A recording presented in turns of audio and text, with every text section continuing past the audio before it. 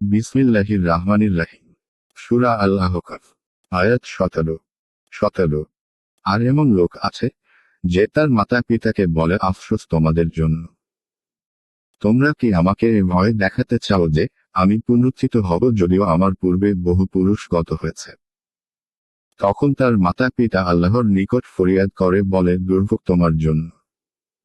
বিশ্বাস স্থাপন করো, আল্লাহর প্রতিশ্রুতি অবশ্যই সত্য। কিন্তু সে বলে, এটা তো অতীতকালের উপকথা ব্যতীত কিছুই নয়। আয়াতের তাফসীর। আর যে তার মাতা পিতাকে বলল, আফসোস তোমাদের জন্য।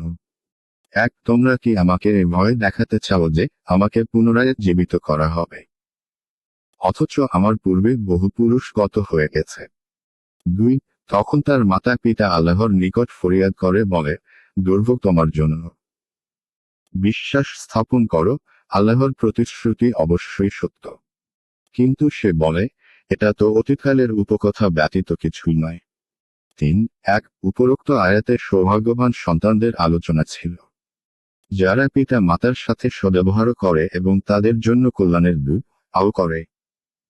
এখানে তাদের বিপরীত দুর্ভাগা ও অবাধ্য সন্তানদের কথা আলোচনা করা হচ্ছে, যারা পিতা মাতার সাথে অভদ্র আচরণ করে। আক্ষেপ তোমাদের উপর। শব্দটি বিরক্তি বা অসন্তোষ প্রকাশ করার জন্য ব্যবহার করা হয়। অর্থাৎ অবাধ্য সন্তানরা পিতার উপদেশমূলক বাণী বা ঈমান ও সৎকর্মের প্রতি আহ্বানের দাওয়াতে বিরক্তি ও চরম অসন্তোষ প্রকাশ করে। অথচ সন্তানদের জন্য এরকম করার মোটেই কোনো অনুমতি নেই। এই আয়াতটি ব্যাপক। সকল অবাধ্য সন্তান এই নির্দেশের আওতাধীন। 2 উদ্দেশ্য হল, তারা তো পুনরায় জীবিত হয়ে দ্বিতীয়বার দুনিয়াতে ফিরে আসেনি। অথচ দ্বিতীয়বার জীবিত হওয়ার অর্থ কিয়ামতের দিন জীবিত হওয়া, যার পর হিসাব হবে। 3 মা বাপ মুসলিম এবং সন্তান কাফের হলে সেখানে এই ধরনের বাদানুবাদ হয়ে থাকে, যার একটি দৃষ্টান্ত এই আয়াতে বর্ণনা করা হয়েছে।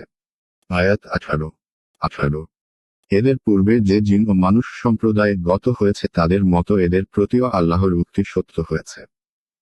এরাই ক্ষতিগ্রস্ত। আয়াতের তাফসীর। এদের পূর্বে জিন ও মানুষ সম্প্রদায় গত হয়েছে, তাদের মতো এদের প্রতিও আল্লাহর উক্তি সত্য হয়েছে। 2 নিশ্চয় এরা ক্ষতিগ্রস্ত। অর্থাৎ এরা সেই কাফেরদের অন্তর্ভুক্ত হয়েছে মানুষ ও জিনদের মধ্য থেকে কিয়ামতের দিন যারা ক্ষতিগ্রস্ত হবে।